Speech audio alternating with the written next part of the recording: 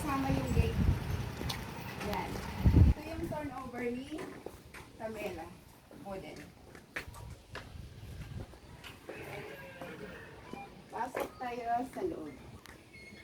Yes. Ang turnover nito, complete turnover na siya. May tiles na siya. Pag lumipat po kayo, hindi na kailangan magpagawa kayo kasi complete turnover na siya. May tiles na rin, partition. Kasama yung solar na rin siya. Yan. Dito tayo sa likod.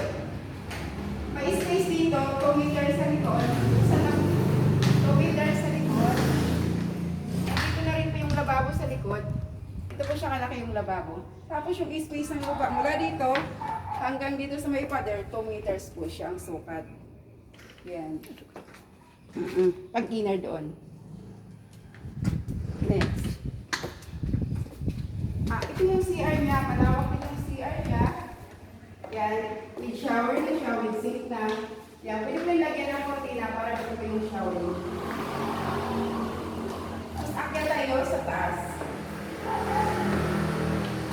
Ganda. Ito po siya pang twist ko.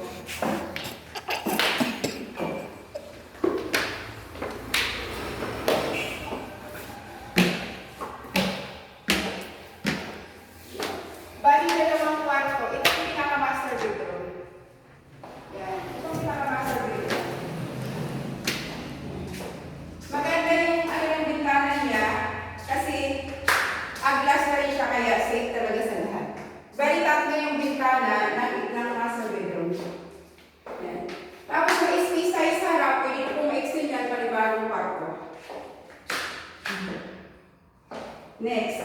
Ito yung pinakalawang kwarto.